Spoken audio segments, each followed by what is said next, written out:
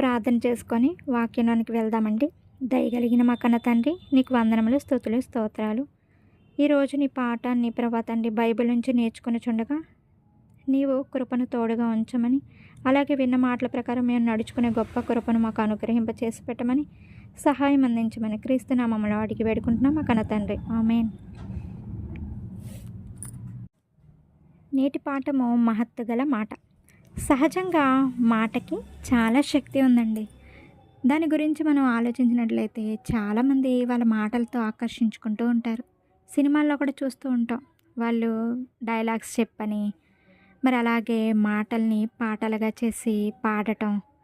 ఇంకా ఏంటంటే ఒక డాక్టర్ని చూసుకున్నట్లయితే ఎంత పెద్ద వ్యాధి గలవాడైనను తను చెప్పే మాటలతో ఏంటంటే ఏమీ లేదమ్మా అని చెప్పటంతో మనకి చాలా ధైర్యంగా కూడా ఉంటుందండి. అలాగే ఇంకా మాటకున్న శక్తి ఆలోచించినట్లయితే కొన్ని కుటుంబాలను కలపాలన్నా, విడగొట్టాలన్నా సరే ఆ మాట వల్లనేనండి. మరి మనిషి మాటకే ఇంత గొప్ప శక్తి ఉంటే దేవుని మాటకి ఎంత శక్తి ఉందో మనం ఆలోచించినట్లయితే కీర్తన గ్రంథము 29వ అధ్యాయము 3వ వచనంలో చూసుకున్నట్లయితే కీర్తనల గ్రంథము 29, 3, 4 వచనాల్లో యెహోవా స్వరము జలముల మీద వినబడుచున్నది, మహిమగల దేవుడు ఉరుము వలె గర్జించుచున్నాడు, మహాజలముల మీద యెహోవా సంచరించుచున్నాడు, యెహోవా స్వరము బలమైనది, ప్రభావము గలది అని ఉంటుందండి. అంటే దేవుని యొక్క స్వరము చాలా పెద్దగా, అంటే దాన్ని మానవ మాతృలు అయితే మనకి వినే శక్తి అయితే లేదండి. మరి తండ్రి మాటను గురించి మనకి ఎలా తెలుస్తుందండి ఆయన మాటలో ఉన్న శక్తి అంటే? అందుకనే యేసుక్రీస్తుని మనకి మధ్యవర్తిగా దేవుడు మన కోసం పంపించాడండి. అదే మనకి చూసుకున్నట్లయితే 1వ కొరింథీ పత్రిక 1:24 వచనంలో చూసుకున్నట్లయితే ఆయన యూదులకు ఆటంకముగాను అన్యజనులకు వెర్రితనముగాను ఉన్నాడు కానీ యూదులకేమో గ్రీసు దేశస్థులకేమో పిలువబడిన వారికి క్రీస్తు దేవుని శక్తియును దేవుని జ్ఞానమునై ఉన్నాడు. జ్ఞానమనగా మనము చూసుకున్నట్లయితే యేసుక్రీస్తు అని మనకు తెలుస్తుందండి. ఆది యందు వాక్యం ఉండెను, వాక్యము దేవుని యొద్ద ఉండెను, వాక్యము దేవుడై ఉండెను. ఇది యోహాను సువార్త 1వ అధ్యాయం 1వ వచనంలో కనిపిస్తుందండి. అంటే వాక్యమై ఉన్నవాడు ఎవరంటే యేసుక్రీస్తు. కిందన మనకి అదే యోహాను సువార్త 1వ అధ్యాయంలోనే 18వ వచనంలో కనిపిస్తుందండి. ఆయన శరీరధారి అయి 14వ వచనంలో కృపాసత్య సంపూర్ణుడిగా మన మధ్య నివసించనని. అంటే యేసుక్రీస్తు వలనే సమస్తమును వచ్చినవని, అంటే ఆయన లేకుండా ఏమీ కలగలేదని మనకి వాక్యంలో కూడా తెలియచేస్తుందండి. అదే పత్రికలో, అంటే అదే సువార్తలో మనకి యేసుక్రీస్తు ద్వారానే మనకి తండ్రి అయిన దేవుని చూడగలమండి. తండ్రి మాటను మరి అనుభవించగలమండి. తండ్రి యొక్క ప్రేమను యేసుక్రీస్తు ద్వారానే మనకి తెలియచేస్తూ ఉన్నాడండి దేవుడు. ఉదాహరణకి మనం చూసుకున్నట్లయితే ఒక యజమానుడు ఉన్నాడండి. అతడు నా మాటగా చెప్పని చెప్పి తన పనివానిని ఒక చోటుకి పంపించడం చూస్తూ ఉన్నాం. అలాగే ఇక్కడ దేవుడు కూడా తన మాటగా యేసుక్రీస్తుని పంపించాడండి. ఆయన్ని కలిగజేసిన విధంను చూస్తున్నట్లయితే హెబ్రీ పత్రిక 11 మొదటి వచనంలో కూడా ప్రపంచంలో దేవుని వాక్యము వలన నిర్మాణమైనవి, దేవుని వాక్యం అనగా యేసుక్రీస్తు, ఆయన వలనే ఆ యొక్క మహిమ యొక్క తేజస్సు అని చెప్పి మరి అలాగే మహత్తగల మాట చేత సమస్తమును నిర్వహించచ్చు అని, అంటే యేసుక్రీస్తు వలనే సమస్తము. మనం చూసుకున్నట్లయితే ఈ సూర్యుడు కానీ, భూమి కానీ, సృష్టి కానీ అన్నిటినీ కూడా మాట చేత, అంటే యేసుక్రీస్తు వలనే కలిగినవండి. నిజంగా మరి ఎంత ఆశ్చర్యకరంగా ఉంటాయంటే భూమిని చూడండి, కొన్ని కోట్ల సంవత్సరాలు అయినప్పటికీ ఇప్పటికీ అలానే ఉందండి. అంటే మనకి సృష్టి ఏర్పడి 1500 కోట్ల సంవత్సరాలు అయిందని సైంటిస్టుల లెక్క ప్రకారం మనకి చెప్పబడుతుందండి. అంటే అప్పటి నుంచి సూర్యుడు తిరుగుతానే ఉన్నాడు. సూర్యుడు ఇప్పటికీ వెలుగును ఇస్తూనే ఉన్నాడు. మరి అలాగే భూమి గుండ్రంగా తిరుగుతూనే ఉంది. సైంటిస్టులు అయితే మొదట ఎలా ఉందని చెప్పారండి, దీర్ఘచతురస్రాకారంలో ఉందని, మరి అలాగే బల్లపరుపుగా ఉందని కొందరు ఇలా చెప్పారండి. కానీ గుండ్రంగా ఉందని, భూమి గోళాకారంలో ఉందని యోబు గ్రంథంలో మనకి వ్రాయబడిందండి. అంటే మరి ఇంకా మనకి చూసినట్లయితే కీర్తనల గ్రంథము 104:5లో కూడా భూమి ఎన్నటికీ కదలకుండినట్లు దానికి పునాదుల మీద స్థిరపరచును. ఏం చేశాడండి? భూమిని కదలకుండా దాన్ని పునాదుల మీద దాన్ని స్థిరపరిచాడండి. ఇంకా మనం చూసుకున్నట్లయితే దాని మీద అగాధ జలములను నీవు వస్త్రం వలె కప్పితివి. కొండలకు పైగా నీళ్లు నిలిచెను. నీవు గద్దింపగానే అవి పారిపోయెను. నీ యొక్క ఉరుము శబ్దము విని అవి త్వరగా పారిపోయాను. నీవు వాటికి నియమించిన చోటికి పోవుటకై అవి పర్వతములకెక్కెను, పల్లములకు దిగెను అని. ఇంకా దేవుడు ఏం చేస్తున్నాడంటే అడవి జంతువులన్నిటికీ దాహం ఇచ్చుటకు వాటిని నియమించినట్లుగా, మరి అలాగే ఆకాశ పక్షులు వాసం చేయనట్లుగా, వాటి ఒడ్డున ఉన్నట్లుగా మనం చూసుకున్నట్లయితే సముద్రం కూడా ఈ యొక్క నీటికి దేవుడు ఏం చేశాడండి, అక్కడ సరిహద్దును నియమించాడు. అసలు మొత్తం ఈ యొక్క సృష్టి మొత్తం మీద అంటే భూమి మీద ఎక్కువగా 70% నీరు ఉంది, 30% మాత్రమే భూమి ఉందని మనం చదువుకున్నాం కదండి. మరి నిజానికి వాటికి గనుక సరిహద్దులు కనుక దేవుడు నియమించకపోతే భూమి అంతా కూడా నీటితో నిండిపోతుంది కదండి. కానీ దేవుడు దానికి ఏం చేశాడండి, హద్దులు పెట్టాడు. నువ్వు ఇక్కడే ఉండు, ఇక్కడికి దాటి నా పిల్లలైన వారి దగ్గరికి రావద్దని అక్కడ దేవుడు ఒక మాటని ఇచ్చినట్లుగా చూస్తున్నామండి. ఆయన చేసే కార్యాలన్నీ కూడా గొప్పవే కదండి. మరి అలాగే ఇటువంటి ఆశ్చర్యకార్యాలు కొంతమంది గారడీ చేస్తూ ఉంటాడు. గారడీ చేయటం అనేది ఎందుకోసం వారి యొక్క పొట్టకోటి కోసం. మరికి ఈ యొక్క అపోస్తల కార్యాలు 8:9 కూడా కనిపిస్తుందండి. అపోస్తల కార్యములు 8వ అధ్యాయము 9వ వచనంలో, సీమోనను ఒక మనుషుడు లోగట ఆ పట్టణంలో గారడీ చేయుచు తానెవడో గొప్పవాడినని చెప్పుకొనుచు సమరయ జనులను విభ్రాంతి పరచుచుండెను. అంటే ఇక్కడ సీమోను అనే ఒక మనుషుడు ఏం చేశాడని వ్రాయబడిందంటే గారడీ చేయటం, అంటే మనుషులకి కనికట్టు అంటూ ఉంటాం కదండి, అలా చేయటం. దేనికోసం అంటే వారి యొక్క జీవనోపాధి కోసం చేస్తున్నారండి. కానీ దేవుడు మాత్రం ఆయన ఒక్కడే మహా ఆశ్చర్యకార్యాలు చేయగలిగినవాడండి. మరి చూసుకున్నట్లయితే నిజానికి ఒక చిన్న విత్తనం మనం భూమిలో వేసినప్పుడు ఎంత పెద్ద మహావృక్షం అవుతుందండి. నిజంగా ఇది ఒక ఆశ్చర్యమే కదండి. వర్షం రావాలంటే ఏమవుతుందండి, సముద్రం ఎప్పుడైతే వేడెక్కుతుందో ఆ యొక్క ఎండకి అది ఆవిరిగా లెగిసి భూమిపై పడటం, మేఘములుగా ఏర్పడి వాటిని వర్షంగా పడటం అన్నీ కూడా ఆశ్చర్యకరంగానే ఉంటాయండి.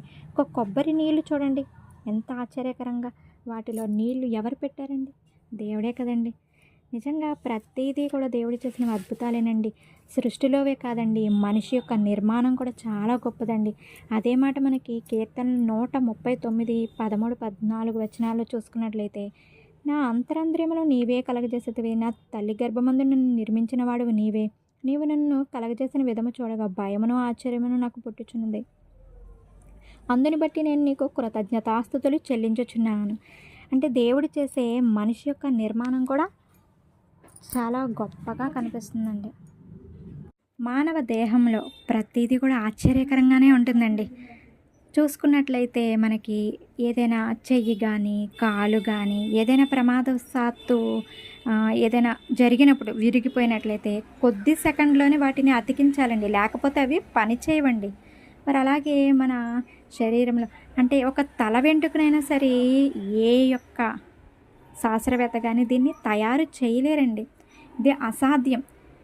మనిషి నిర్మాణం అనేది చాలా ఆశ్చర్యం, అద్భుతం.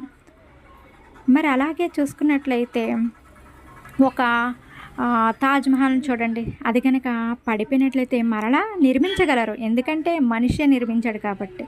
కానీ శరీర నిర్మాణం అనేది దేవుడు నిర్మించాడండి. కాబట్టి మరి అలాగే ఇంకా మనం ఆయన చేసిన ఆశ్చర్యకార్యాలు మనం చూసుకున్నట్లయితే, ఆయన యెషయా గ్రంథము 55వ అధ్యాయం 10, 11 వచనాలు చూసుకున్నట్లయితే, వర్షమును హిమమును ఆకాశము నుండి వచ్చి అక్కడికి ఎలాగూ మరలక భూమిని తడిపి విత్తువానికి విత్తనమును భుజించువానికి ఆహారమును కలగజేయుటకే అది చిగుర్చి వర్ధిల్లునట్లు చేయను. అలాగే నా నోటి నుండి వచ్చి వచనము ఉండును, నిష్ఫలముగా నా యొద్దకు మరలక అది నాకు అనుకూలమైన దాన్ని నెరవేర్చు, నేను పంపిన కార్యమును సఫలం చేయను. అంటే తండ్రి కనుక మాట ఇస్తే ఖచ్చితంగా నెరవేరుతుందండి. మరి అలాగే మహాభక్తులు ఒకనాడు తన మాట వలన యెహోషువ చూశారు కదండి, ఆయన సూర్యచంద్రులనే ఆపాడండి తన మాట చేత. మరి అలాగే ఏలియా గారండి 3.5 సంవత్సరములు వర్షం కురవకుండా చేశారంటే అది దేవుని యొక్క నమ్మకాన్ని బట్టి మనకి వాళ్ళు పలికినట్లుగా అర్థమవుతుందండి. మరి అలాగే క్రీస్తు యొక్క శిష్యులండి, అపోస్తులైన వారు కూడా అనేక రోగాలను పోగొట్టారండి వారి యొక్క మాట చేత. మరి అలాగే దయ్యములను వదిలించారండి. ఇవన్నీ కూడా ఎలా అండి జరిగాయంటే దేవుని యొక్క నమ్మకం బట్టి, దేవుని మాటని వారు పలికించినట్లుగా మనకి అర్థమవుతుందండి. మరి అలాగే యేసుక్రీస్తు కూడా ఒక చోట చెప్తారండి. ఏమని అంటారంటే, నా మాట అగ్ని వంటిది కదా. అదే ఇర్మియా గ్రంథంలో వ్రాయబడి ఉందండి. ఇర్మియా గ్రంథం 23:29లో నా మాట అగ్ని వంటిది కాదా, బండను బద్దలు చేయు సుత్తి వంటిది కాదా. కఠినమైన హృదయాలు కూడా కరిగే శక్తి ఎక్కడుందంటే దేవుని మాటలోనే ఉందండి. నిజానికి మరి యేసుక్రీస్తు వారు చనిపోయిన తర్వాత 40 దినాలు అక్కడున్న శిష్యులకు కానీ అక్కడున్న చాలామందికి కనిపిస్తూ ఉంటారండి. ఒకనాడైతే పట్టణంలో నుంచి 2 వ్యక్తులు నడిచి వెళ్తున్నప్పుడు వారితో యేసుక్రీస్తు మాట్లాడినప్పుడు వారు తర్వాత తెలుసుకుంటారండి యేసుక్రీస్తే ఈయనని. అప్పుడు వాళ్ళు అనుకుంటారు ఏమనంటే, నిజంగా ఆయనతో మాట్లాడినప్పుడు హృదయం ఎలా ఉందంటే అగ్నిలా మండిపోతుంది కదా అని. అంటే ఏంటంటే దేవుని మాటలో ఏముంటుందంటే శక్తి, మనలో ఉన్న అవిధేయత వీటన్నిటినీ కూడా ఏమవుతుందంటే వాక్యం చేత మండించి తొలగించడం అనేది జరుగుతుందండి. క్రీస్తు మాట వలనే మనకి సృష్టి అనేది ఆవిర్భవమైందండి. మరి అలాగే క్రీస్తు వలనే ఈ యొక్క సృష్టి కూడా నాశనం అవుతుందండి. అదే మాటను మనం పేతురు రాసిన 2వ పత్రిక 3వ అధ్యాయము 5-6 వచనాల్లో చూసుకున్నట్లయితే, ఏలయనగా పూర్వం నుండి ఆకాశముండెననియు నీళ్ళల్లో నుండి నీళ్ళ వలన సమకూర్చబడిన భూమియు దేవుని వాక్యం వలన కలిగినని వారు బుద్ధిపూర్వకంగా మరుతురు. ఆ నీళ్ళ వలన అప్పుడున్న లోకం నీటి వరదలో మునిగిపోయాను. అయితే ఇప్పుడున్న ఆకాశమున భూమియు భక్తిహీనుల తీర్పును నాశనం జరుగు దినం వరకు అగ్ని కొరకు నిలవ చేయబడినదే. అదే వాక్యం వలన భద్రం చేయబడి ఉన్నది. అప్పుడైతే అంటే నోవాహు కాలంలో అయితే నీటి ద్వారా ఆ యొక్క మొత్తం భూమి మీద ఉన్న సమస్త జీవరాశులు కూడా చనిపోయాయండి. కానీ రెండవ రాకడలో మొదటైతే క్రీస్తు ఎలా వచ్చారంటే చాలా శాంతంగా దయానీయంగా వచ్చినట్లుగా కనబడుతుందండి. కానీ రెండవ రాకడలో అయితే అలా ఉండదండి.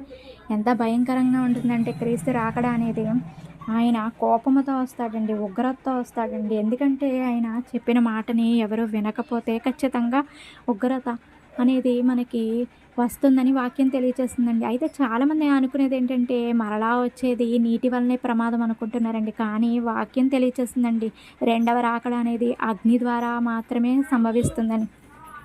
అయితే మాటకున్న శక్తిని గురించి మనం ఆలోచించినట్లయితే ఒక చక్కటి మాటని ఒక వ్యక్తి అతని శతాధిపతి అండి. అదే మాట మనకి లూకాసు వార్త 7వ అధ్యాయం 6-8 వచనాలు చూసుకున్నట్లయితే, యేసుక్రీస్తు యొద్దకి శతాధిపతి కొంతమంది తన యొద్ద పనిచేసే దాసుల్ని పంపించి, నా దాసుల్లో ఒకడు వ్యాధితో బాధపడుతున్నాడు కనుక స్వస్థపరచమని వేడుకున్నప్పుడు ఆయన రావడానికి యేసుక్రీస్తు వారు బయలుదేరి వస్తుండగా ఇంకా ఇంటికి రాకముందే శతాధిపతి ఏమన్నాడంటే కొంతమంది దాసుల్ని పంపించి, మీరు మాట మాత్రమే సెలవివ్వండి, నా దాసుడు స్వస్థపరచబడతాడు. అంటే ఎంత శక్తి ఉన్నదా అన్నది ఇక్కడ శతాధిపతి గ్రహించినట్లుగా మనకు అర్థమవుతుందండి. దేవుని మాటలో, యేసుక్రీస్తు యొక్క మాటలో చూసాం ఎంత శక్తి ఉందో. మరి అలాగే శిష్యులు కూడా ఎంతో గొప్పగా తన మాట చేత పని చేసినట్లుగా స్వస్థతలు కానీ, మరి అలాగే దయ్యములను వదిలిపెట్టడం కానీ, మరి అలాగే ఆనాడున్న ఏలియా వర్షం కురవకుండా 3.5 సంవత్సరాలు ఆయన మాట చేత ఆపినట్లుగా, మరి అలాగే యెహోషువ గారు సూర్యచంద్రులను ఆపినట్లుగా ఇంత గొప్ప శక్తిని ఎక్కడి నుండి వచ్చిందంటే దేవుని యొక్క మాట నుండి కలిగిందండి. మరి ఈ మాట ప్రకారం మనము చేసే ప్రతి మాటకి కూడా మనకు విమర్శతను మన లెక్క చెప్పవలసి ఉన్నదని అదే మాట మనకి మత్తయి సువార్త 12:36 వచనంలో మనకు కనిపిస్తుందండి. నేను మీతో చెప్పినదేమనగా మనుష్యులు పలుకు వ్యర్థమైన ప్రతి మాటను గురించి విమర్శతను మన లెక్క చెప్పవలసి ఉండెను. నీ మాటలను బట్టి నీతిమంతుడివని తీర్పు నందుదువు, నీ మాటలను బట్టి అపరాధమని తీర్పు నందుదు. అంటే మాటని బట్టియే మనకి తీర్పు అనేది ఉంటుందండి.